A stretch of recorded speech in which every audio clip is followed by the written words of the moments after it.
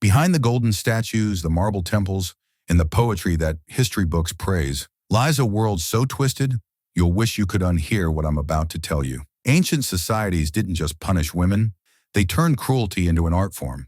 Imagine being dragged through the streets not for a crime you committed, but simply because you were a woman who disobeyed. These weren't punishments. They were nightmares made real. And trust me, the more you hear, the darker it gets. But hey, before you grab your blanket and cry into your popcorn, don't worry, I'll be your tour guide through this horror show. So, buckle up, because by the end, you might thank the modern world for its boring traffic tickets and parking fines. Chapter 1. The Virgin's Curse. They never told you the truth in the school books, the truth that in the ancient world, a woman's body was not hers, it was a battlefield owned by her father, her husband, and the state. And the most horrifying secret of all was how virginity itself was turned into a weapon of terror, a punishment wrapped in ritual and blood. Because in many ancient societies, a woman who could not prove her virginity was often condemned to torture, mutilation, or death. Her very flesh was treated as a stage for male control. In Rome, in Mesopotamia, and even in Greece, girls were subjected to brutal virginity tests where old midwives or priests would violate them with their fingers, with instruments, sometimes even with crude wooden sticks, searching for the so-called proof of purity. And if the hymen did not bleed or did not appear intact, the girl was labeled impure, a whore, a disgrace, and the punishment that followed was often a public execution dressed up as justice, sometimes stoning, sometimes burning, sometimes the unspeakable practice of being forced to serve as a temple prostitute, her body no longer hers but the property of any man with a coin. This was not about religion or morality. This was sadism disguised as law, because in truth, ancient men knew the test was unreliable. But they loved the cruelty of it. They loved watching terrified girls tremble under the hands of strangers. They loved that a false judgment could erase her humanity in a single breath. And one of the darkest secrets is that some families deliberately bribed or coerced the examiner to declare their daughters impure so they could rid themselves of them without guilt, handing them to brothels or temples as punishment, where endless cycles of rape and degradation awaited them. In certain parts of ancient Mesopotamia, a woman accused of failing the virginity test would be stripped naked in the town square and whipped until she bled, her screams called proof of her sin, while in Athens some were dragged to the river and drowned as a cleansing sacrifice to the gods. And in Rome, the Vestal Virgins, girls sworn to remain untouched, were buried alive if accused of breaking their vow, sealed underground to starve slowly in the dark, while the city pretended it was piety and not cruelty. Even worse, men could force their new brides into public displays, demanding virginity blood on the marriage sheets as proof of honor. And if the sheets were clean, some husbands paraded their wives into the streets for neighbors to stone or rape, calling it justice for deceiving a man. And women who bled too little or too late were accused of trickery, punished brutally for something their own bodies could not control. The horror was endless because virginity was not protection. It was a trap, a ticking bomb, a mark of doom that could destroy a woman at any moment. For even suspicion was enough to condemn her. No trial, no voice, no appeal, just cold hands ripping through her body, just iron eyes watching her fall. The ancient world praised itself as a place of reason, of law, of beauty. But beneath its temples and palaces, there were dungeons filled with young women punished for the crime of not bleeding on command, punished for failing a test that was nothing more than ritualized rape. And the most chilling part, the part that makes your stomach turn, is that sometimes it was the mother, the aunt, the elder women of the house who were forced to carry out the violation, tearing into their own daughters with knives or cloths to make them bleed so the family's honor could be preserved, leaving scars that were never spoken of, but always remembered in silence. Because in ancient times, silence was survival, and women learned quickly that their virginity was not theirs. It was a curse that could only end in pain, humiliation, or death. A punishment they carried not just until marriage but long after, because if a widow remarried too quickly, or if divorce was questioned, she could again be tested, again humiliated, again condemned. And all the while, the men who designed these horrors smiled as though they were guardians of purity, when in truth they were butchers carving away at women's lives. This was not civilization, this was horror wearing the mask of tradition. And if you peel back the mask of history, you will find bones of countless young girls who died not because they sinned, but because men built a system where innocence itself was a crime too fragile to survive. Chapter 2. The market of flesh. The darkest secret the ancient world buried under stone temples and polished laws was that entire states turned women into merchandise. And the horror was not hidden but institutionalized, because governments created sex markets where women were forced to sell their bodies as punishment, paraded like livestock in arenas, temples, and brothels owned not by pimps, but by the state itself. And the nightmare began with the lie that this was sacred, that it was religious duty, when in truth it was mass organized rape dressed as worship. And the most chilling truth is that many women entered these markets not by choice, but by punishment, dragged there for failing to obey fathers, for dishonoring husbands, for being accused of adultery, or even for nothing more than being poor. And once inside, they belonged not to themselves but to everyone, stripped, auctioned, and thrown into the arms of strangers who lined up with coins in hand. In Babylon, women were forced by law to sit in the temple of Ishtar until a man tossed coin into their lap and claimed their body, and they were not allowed to leave until a stranger had penetrated them, no matter how filthy, how diseased, how cruel. And this ritual was called holy marriage, but it was in reality state-sanctioned violation, where a girl's first experience of sex was not with a husband or a lover, but with whatever man paid the lowest coin to the goddess. In Rome, the state licensed brothels and marked the women who worked there with tattoos or branded them like cattle. Their punishment eternal, because once registered, they could never leave, forever trapped as property of the market. And some were wives who had been accused of dishonoring their husbands and condemned to the brothel as a lifelong sentence, forced to be used by hundreds of men until their bodies broke. And in Athens, the state itself owned women in government-run brothels, rented out cheaply so any man could afford them. And the profit was celebrated as revenue, as though a woman's suffering was nothing more than taxes. The brutality of these markets was not only in the sex itself, but in the degradation that surrounded it, because women were made to stand naked in rows while men pawed them, mocked them, tested their bodies like horses, and those who resisted were whipped in front of the crowd until their screams drowned in laughter. And one of the most grotesque secrets is that in some temples, women were forced to endure not one man but dozens in a single night as punishment, the priests calling it purification, while in reality it was torture that shredded their minds and bodies. Worse still, these punishments were generational, because daughters of condemned women were often taken into the market as well, raised in the same brothels where their mothers died, born into slavery that could not be escaped. And society called it tradition, called it law, as though repetition made horror sacred. In Mesopotamia, refusal was not allowed, because if a woman resisted the ritual of temple prostitution, she could be beaten, her hair shaved, her body chained until she submitted. And the men who entered were told they carried the will of the gods, that their violation was holy, so they laughed, they bragged. They believed themselves righteous while tearing apart the bodies of captives. In Rome, the state set prices on women as if they were commodities, cheaper for younger girls, cheaper still for those considered unattractive. The insult layered upon cruelty, and when their bodies gave out from disease, pregnancy, or despair, they were discarded, left to rot in alleys, unburied, unspoken of, forgotten by the same society that had once forced them into endless service. What makes the blood run cold is not just the violence itself, but the public spectacle of it, because men lined up outside these state-run houses as if attending a festival, laughing, jeering, tossing coins, while women sat inside with hollow eyes waiting for the next stranger to claim them. And no one called it rape.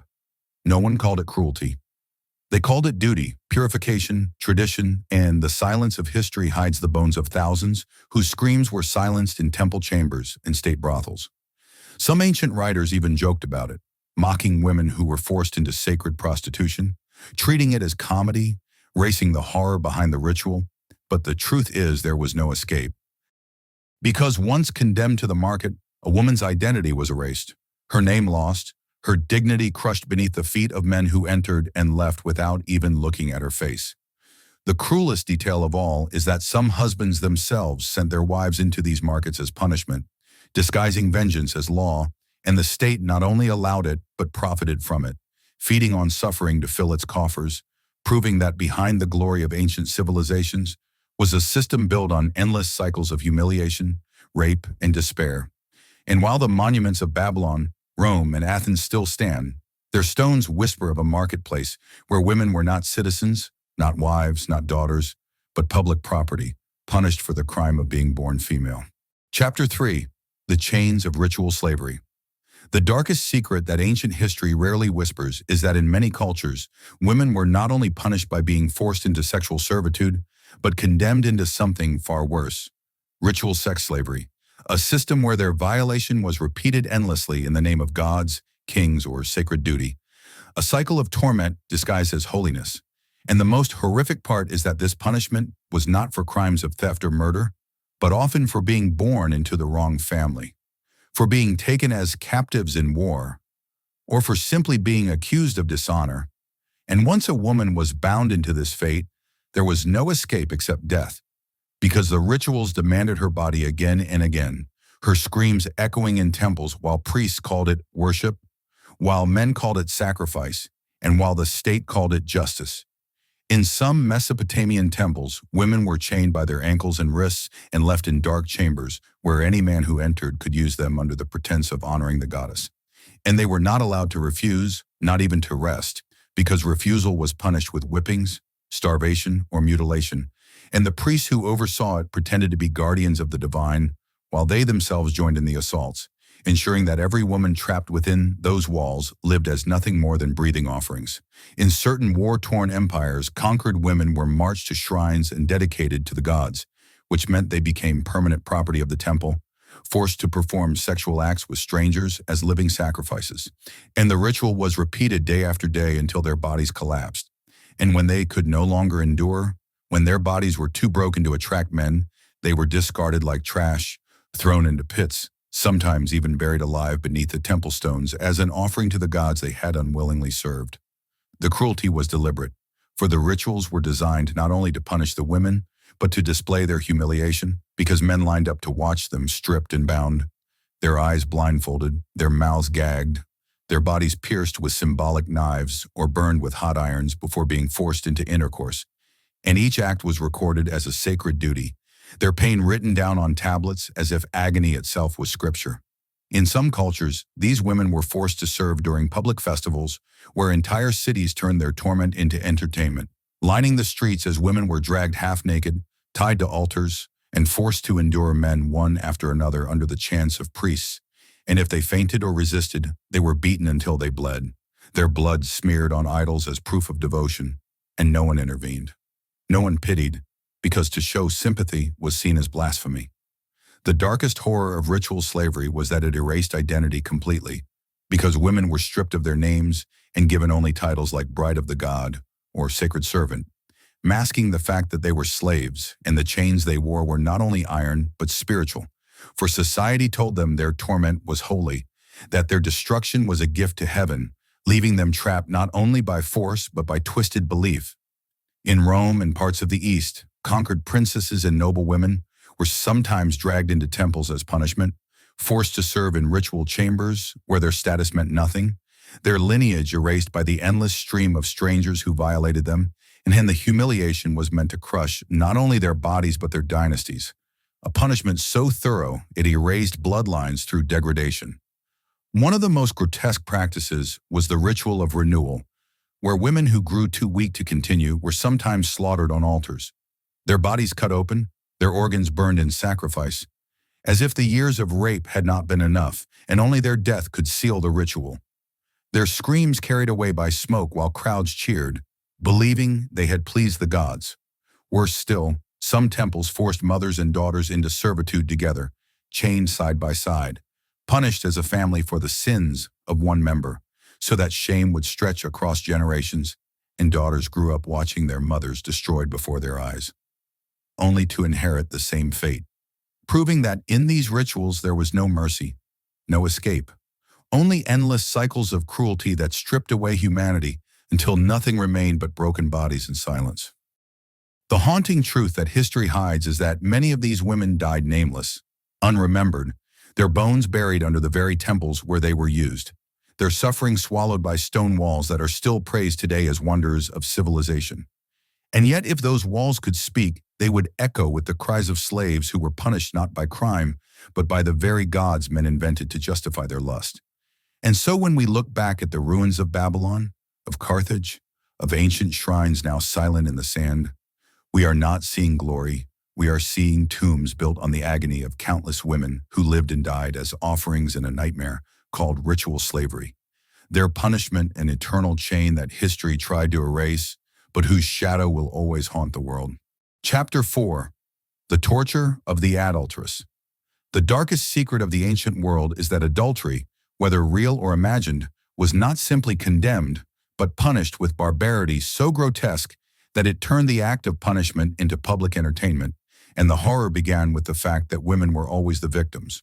For while men's infidelities were brushed aside or celebrated, a woman accused of adultery was instantly transformed into prey, her body turned into the canvas of cruelty, her fate sealed even if the accusation was false, because the word of a man was enough to condemn her. In Babylon, women accused of adultery were dragged by their hair to the river and tied in weighted sacks before being thrown into the waters to drown. And the most chilling detail was that sometimes the husband himself stood on the banks laughing as she thrashed and suffocated, calling her death a cleansing sacrifice, while crowds cheered as though watching a play.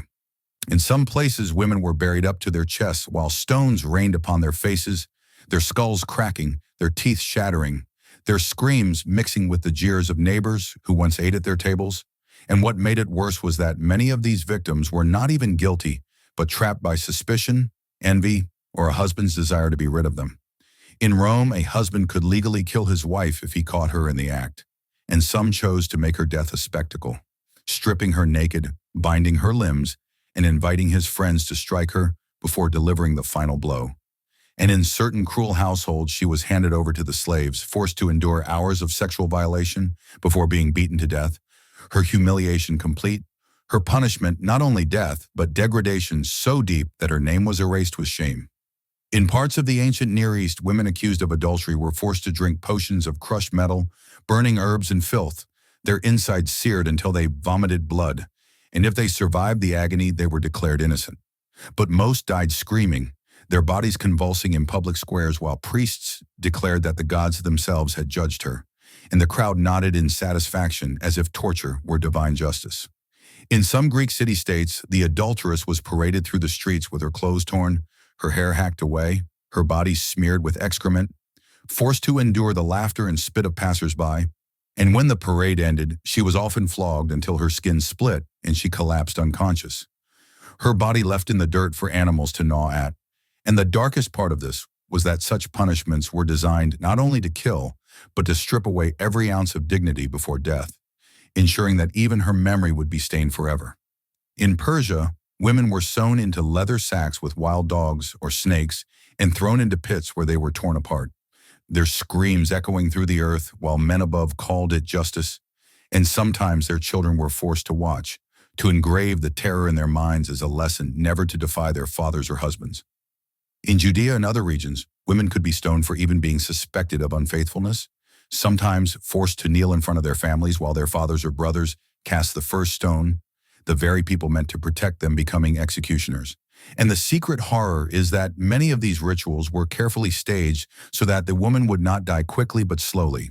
With broken bones and shredded flesh prolonging the spectacle, her suffering deliberately extended to wring out every scream as though pain itself was proof of her guilt. The most grotesque detail, rarely spoken, is that in some cultures, women accused of adultery were forced into ritual gang rape before execution, the violation treated as a final punishment to mark her body as unclean before her death, ensuring that her last moments were not only filled with pain, but with humiliation so deep it could not be erased. Her corpse left dishonored in the dirt, unburied, her soul denied peace. And yet, while women died in agony for the mere suspicion of unfaithfulness, men who committed the same crime faced little more than laughter or light fines, proving that the system was not about justice but control, not about morality but cruelty. For the punishment of the adulteress was a performance of terror meant to remind every woman watching that her body did not belong to her, that love, choice, and desire were illusions, and that the price of even a whisper of disobedience was death by stone, fire, water, or steel.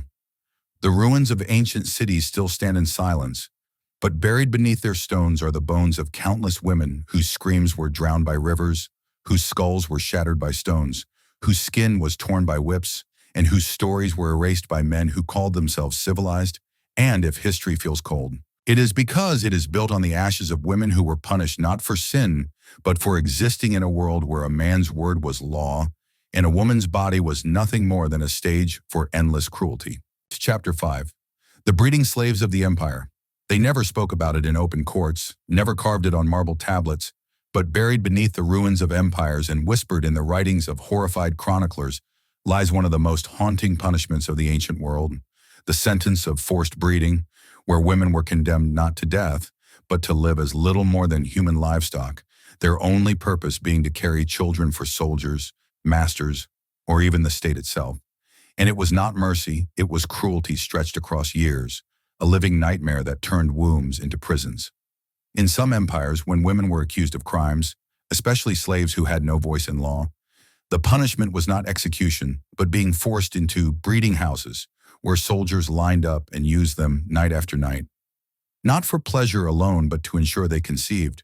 For every pregnancy was seen as a service to the state, as if their bodies belonged not to them, but to the empire's war machine.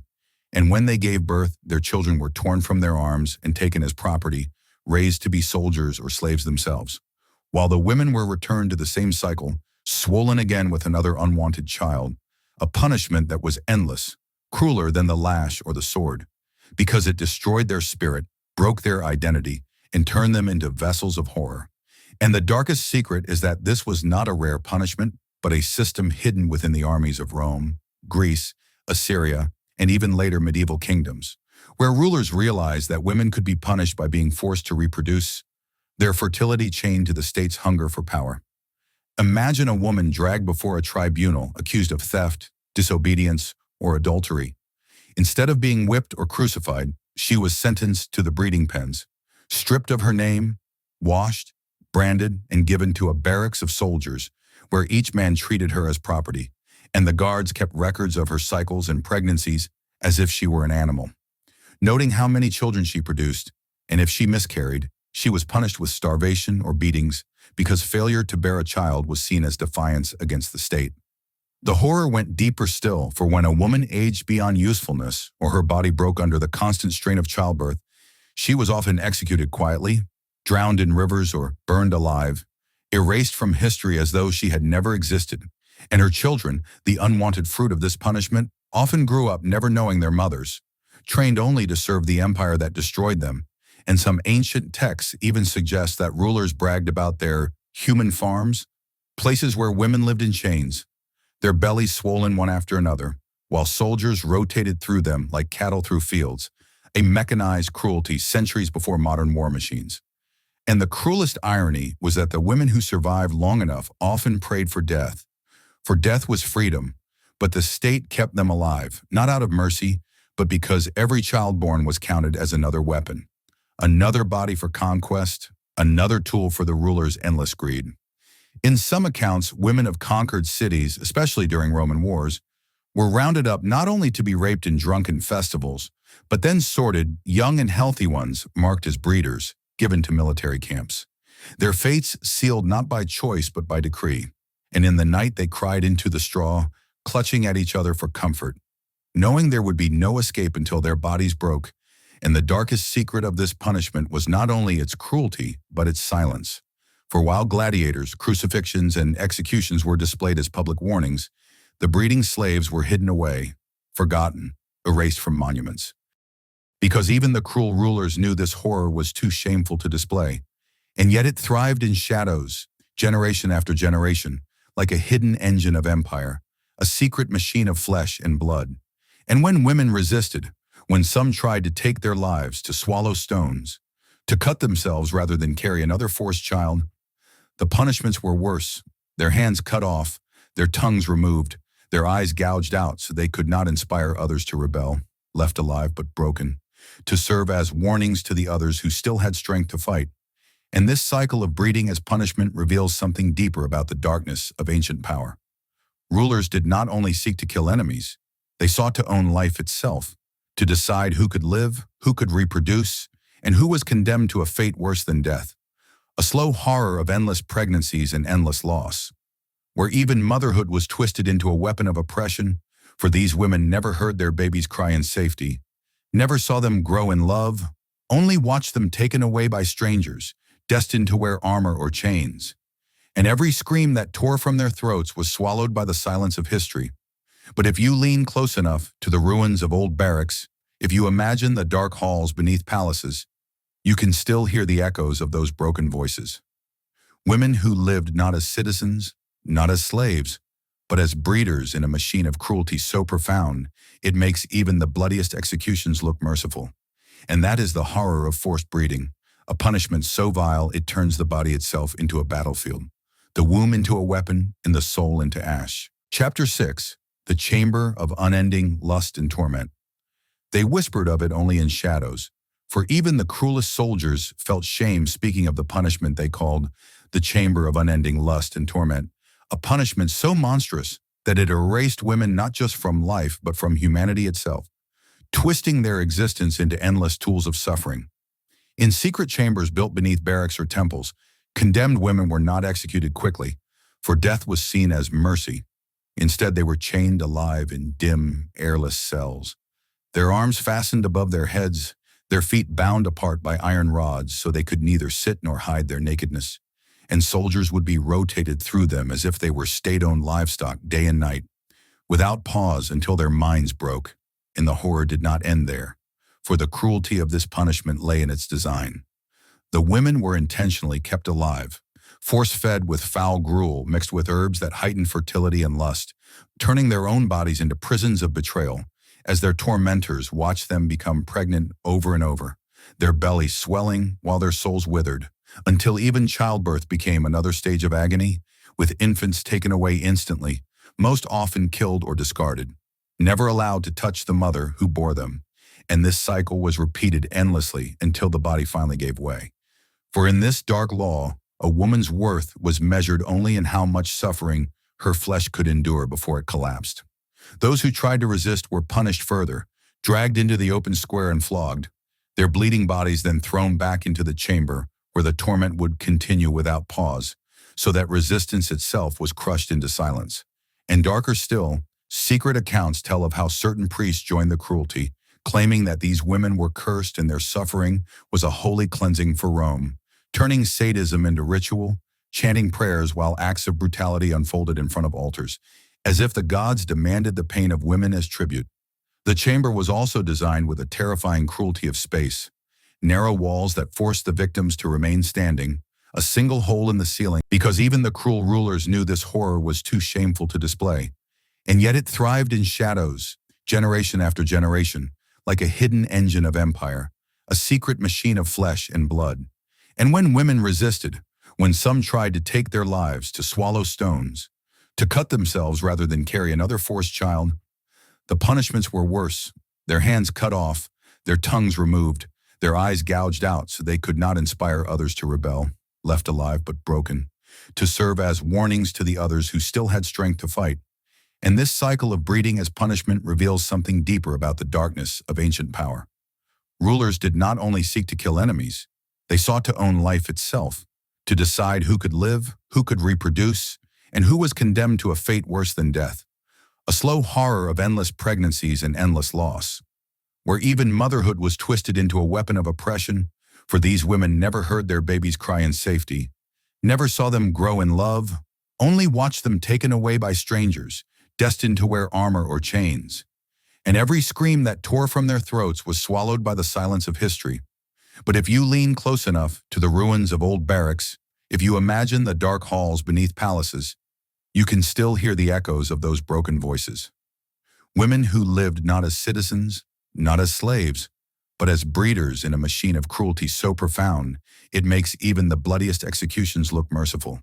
And that is the horror of forced breeding, a punishment so vile it turns the body itself into a battlefield.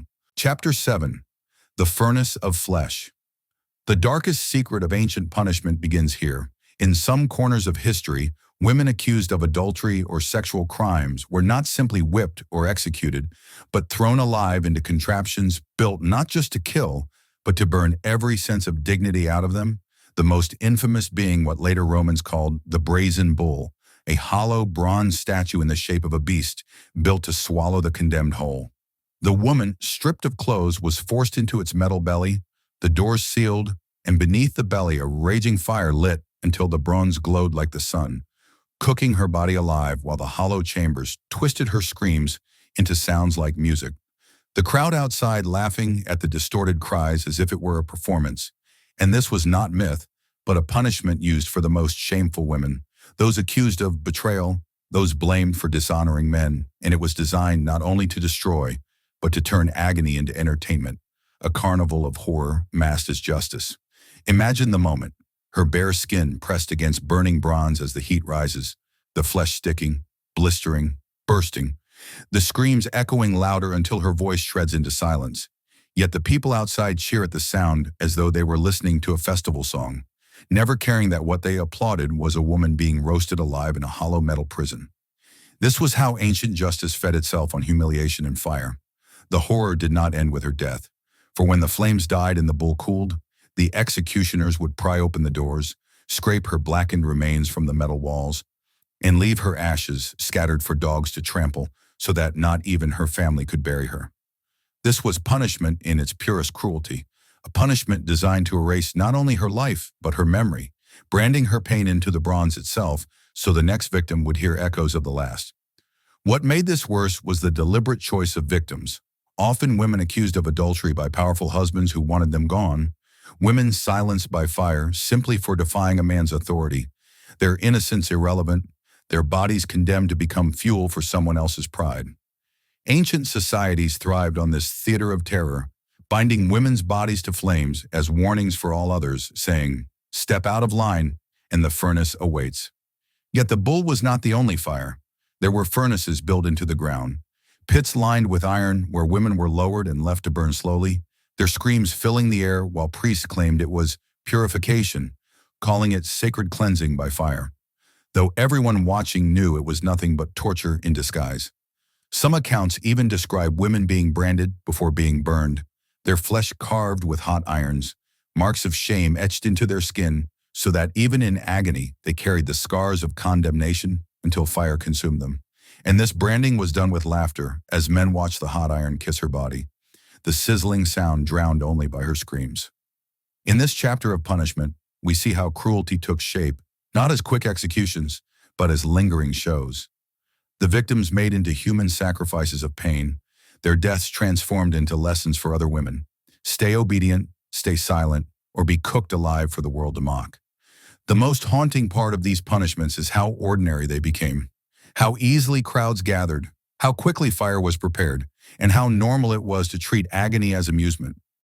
The bull, the furnace, the branding, these were not accidents of sadistic rulers, but accepted justice, ancient law wrapped in smoke and flames, where the suffering of women was seen as both penalty and performance. The silence afterward was perhaps the darkest secret of all, the empty bronze shell still hot, still smelling of flesh, waiting patiently for the next body, the next scream, the next woman chosen not for her guilt, but for her weakness in a world that needed her suffering as spectacle. In these punishments, ancient society revealed itself as not merely cruel, but addicted to cruelty. Chapter 8, The Pit of Serpents. They whispered about it in trembling voices, the kind of whispers that crawl along the skin like cold fingers, because even in a world of brutal cruelty, this punishment stood apart as something so foul, so deliberately monstrous, that it almost seemed designed not just to destroy women, but to erase every last shred of their humanity before death. It was called the Pit of Serpents, and it was a spectacle that Rome and other ancient cultures reserved for women who were accused of betrayal, adultery, or simply the audacity of defying men. And unlike the public stonings or lashings that drew large crowds, this horror was kept deliberately hidden in underground chambers where the screams could echo and die without the comfort of the sun. At the very start, the condemned woman was stripped naked, not as a simple act of humiliation, but as ritual, for her body was to be offered to both the crowd of executioners and to the writhing mass of snakes that would be her end. Her skin already crawling before the creatures even touched her. The pit itself was circular, its walls high and slick with oil, so there could be no escape. And at the bottom coiled venomous serpents, vipers, asps, cobras brought from distant lands. And before she was thrown in, soldiers would force themselves upon her, using her body as entertainment to warm the snakes with her sweat and blood, a practice that reveals the darkest secret of this punishment. It was not only about death, it was about creating a living feast of fear, pain, and degradation before the animals claimed her. When the woman was finally dropped into the pit, the snakes would not attack immediately because snakes are slow to anger. And the waiting, the unbearable waiting, was the true torture, with the victim's body twisting in terror while soldiers above poked her with spears to drive her closer to the serpents, laughing as her screams mixed with hisses from the pit. Sometimes the snakes were starved for days to ensure a frenzy. Other times they were deliberately agitated with heat and hunger, their venomous fangs glistening like needles in the flickering torchlight. The woman's fate varied. Some died quickly with one strike, their blood blackening as venom spread through the veins, while others were bitten dozens of times, swelling grotesquely, their eyes bulging, tongues foaming as the poison consumed them inch by inch.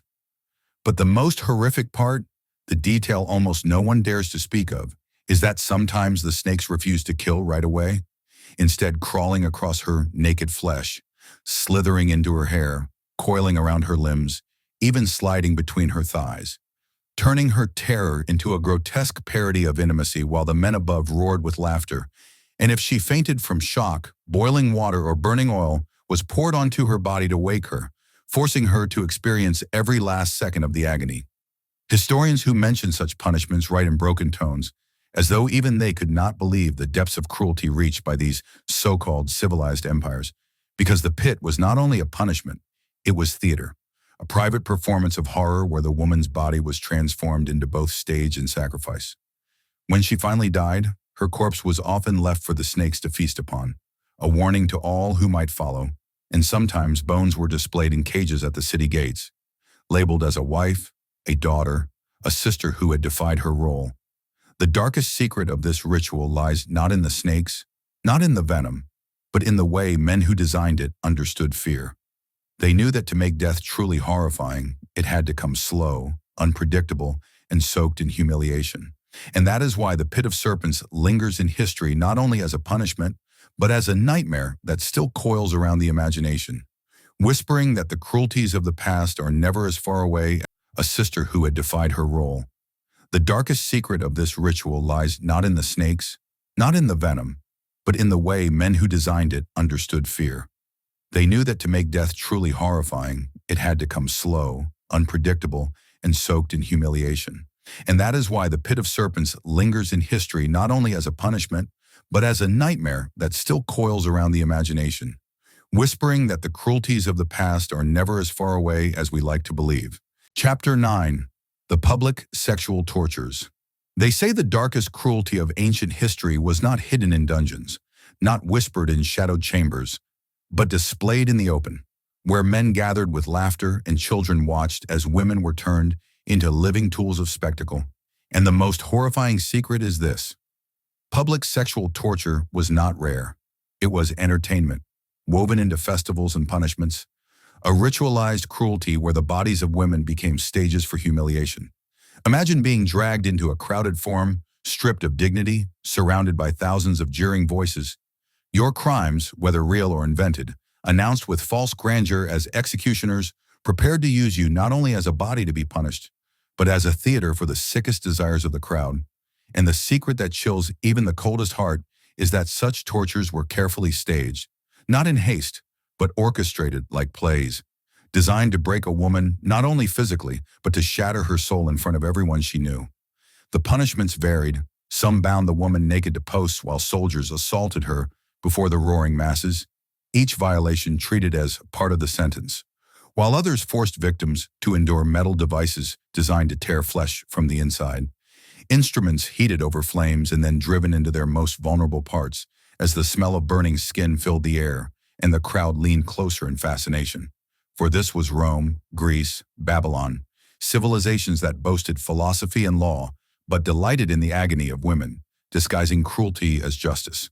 Women accused of adultery, even if only suspected, were often subjected to this form of torment, their bodies forced into exposure, their pain turned into a warning to others, while the executioners acted not as brutes but as performers, exaggerating each scream, prolonging each act of horror so that the audience would not turn away.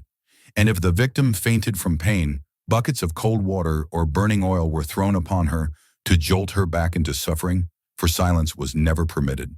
Silence ruined the spectacle, and so the torture dragged on, hour after hour, until her body no longer looked human, but a broken, bloodied mass left behind for scavenging dogs, or left nailed in the square as a reminder of her crime.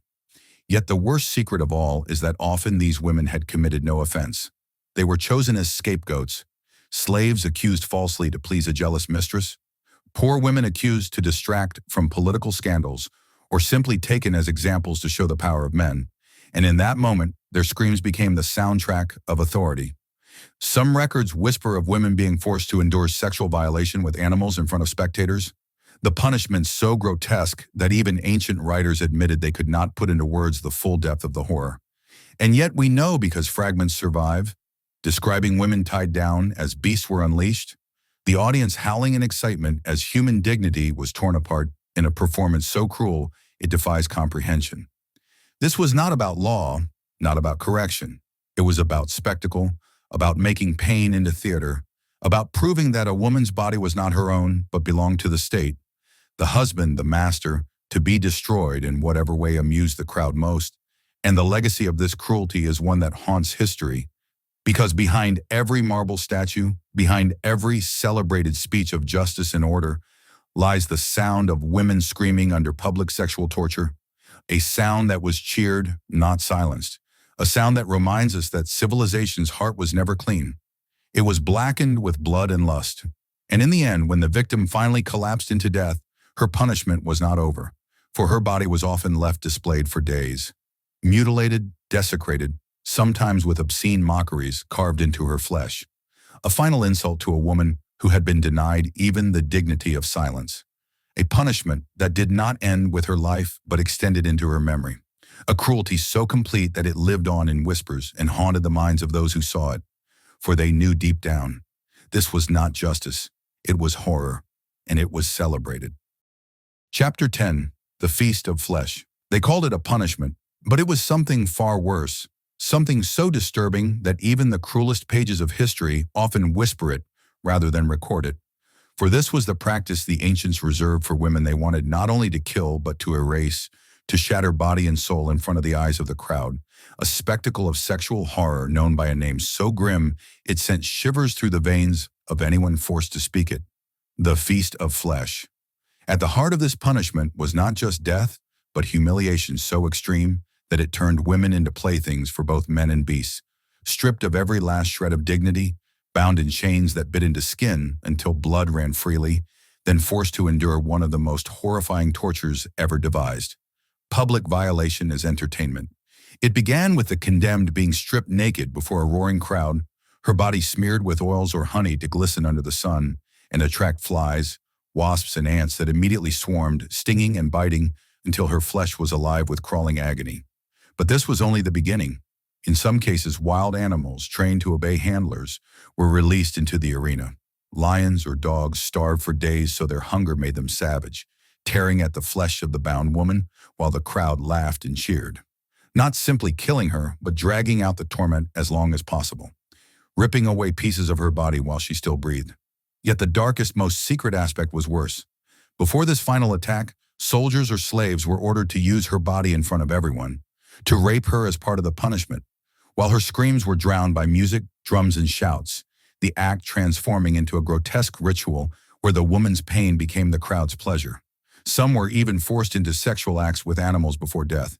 Humiliation so total that it became the empire's cruelest weapon, making examples out of women who defied men, who spoke too boldly, or who simply belonged to the wrong family. This was not punishment for crime, but punishment for existence, a system designed to show that female bodies belong not to themselves but to the state, to the men who ruled it, and to the crowd who demanded their suffering as if it were theater. The cruelty of the Feast of Flesh was that it blended entertainment with agony, turning executions into festivals where people ate, drank, and joked while watching a woman die in the most horrific way possible, her body defiled until it was nothing more than a broken husk. And what made this punishment even darker was the ritual's secrecy surrounding it. While the crowd saw only the brutal end, what was hidden from public eyes was the long preparation beforehand.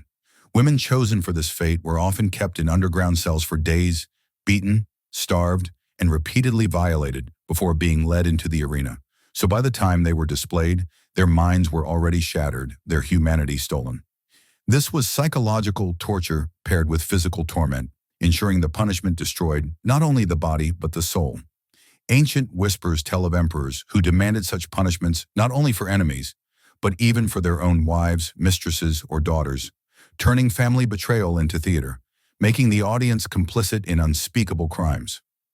No other punishment revealed the darkest secret of ancient power, that women were never safe, not even in their homes, not even in their beds, because the system itself was built on their destruction, their humiliation transformed into public ritual. This was the final horror, the ultimate punishment that dragged women into hell, while the world above clapped, laughed, and feasted, proving that cruelty was not hidden in ancient times. It was celebrated, ritualized, and carved into history with screams that no one could silence. And when the ashes were cleared, when the body was torn and discarded, what remained was silence. But it was not peace. It was the silence of horror so deep that even centuries later, it still makes the blood run cold. If you made it this far, congratulations, you survived the darkness. But don't think you're safe. Rome had far more secrets waiting in the shadows. If you dare, crawl deeper with me by hitting that subscribe button before the empire drags you to the arena. And drop a comment. Tell me, which punishment broke your mind the most? Because trust me, I'm watching, always.